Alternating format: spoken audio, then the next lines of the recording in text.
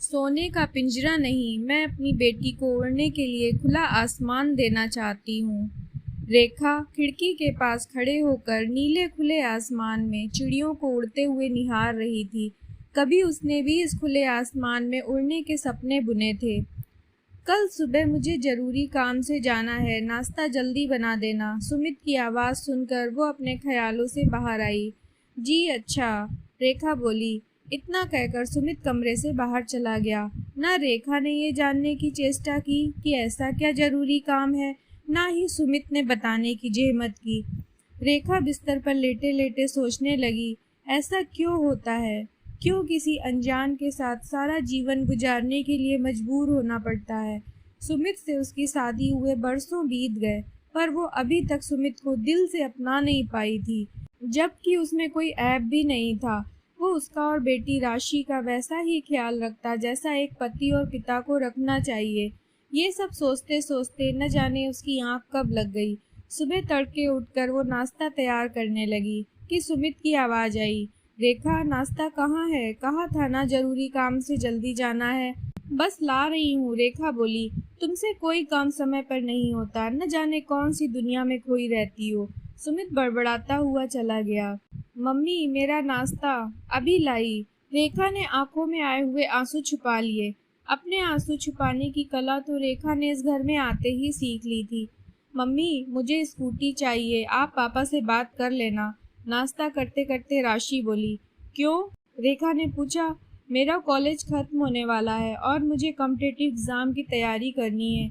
जिस coaching centre में मुझे एडमिशन लेना है वो घर से बहुत दूर है। स्कूटी होगी तो आने जाने का समय बचेगा। मम्मी, आप सुन रही हो ना? हाँ हाँ, सुन रही हूँ। अभी कॉलेज जाओ, बाद में बात करते हैं। शाम को हाथों में ढेरों सामान, मिठाई, कपड़े के साथ सुमित घर लौटा। रेखा, मुंह मीठा करो, ये कहते हुए जबरदस्ती रेखा को मिठाई खिलाने लगा। आज मैं अपनी बेटी का रिश्ता अपने से भी बड़े बिजनेस परिवार में करके आया हूँ। राशि वहाँ महारानी बनकर रहेगी। ये आप क्या कह रहे हैं? राशि आगे पढ़ना चाहती है, नौकरी करना चाहती है। ठीक है, मैं कौन सा उसे रोक रहा हूँ। शादी के बाद जितना पढ़ना चाहे पढ़ लेगी। तुम अपना दिमाग चलाना बंद करो और सगाई की तैयारी करो। 2 दिन बाद सगाई है और 4 महीने बाद शादी।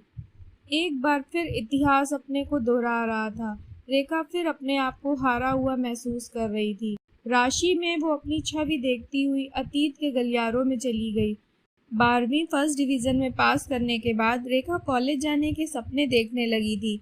वो नौकरी करना चाहती थी, लेकिन उसके बाबूजी ने फरमान सुना दिया कि अब कोई पढ़ाई नहीं करनी, उसके लिए बड़े घर से रिश्ता आया है। वो रोती गिड़गिड़ाती रही, पर बाबूजी नहीं माने। अम्मा भी चुप्पी साध गईं, उन्होंने भी उसका साथ नहीं दिया।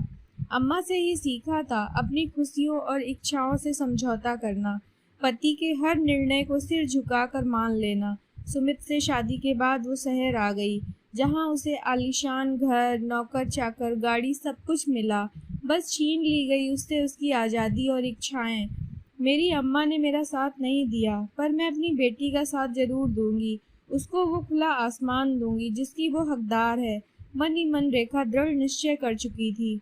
कहाँ जाने की तैयारी है? अगली सुबह रेखा और राशि को तैयार देखकर सुमित बोला, हम स्कूटी लेने जा रहे हैं। राशि को कॉलेज पूरा होने के बाद कॉम्पिटिटिव एग्जाम की तैयारी करनी है, कोचिंग जाना है। स्कूटी में आना जाना करेगी तो समय की बचत होगी। आप लड़के वालों को मना कर दीजिए, इसकी शादी अभी नहीं होगी। रेखा बिना झिझक और डर के आत्मविश्वास से बोली। उसके साथ उसकी बेटी अपने हक की लड़ाई में माँ के साथ हाथ में हाथ डाले खड़ी थी। तुम बिना मेरी इजाज़त के ये फैसला कैसे ले सकती हो? क्यों नहीं ले सकती? राशि मेरी भी बेटी है, उसके हित में जो भी निर्णय लेना पड़े मैं लूँगी। मैं अपनी बेटी को सोने का पिंजरा नहीं, उड़ने के लिए खुला आसमान देना चाहती हूँ। सुमित निशब्द खड़ा होकर माँ बेटी को जाते हुए देखता रहा। दोस्तों, आपको ये कहानी कैसी लगी? अपने विचार हमारे साथ ज़रूर शेयर करें।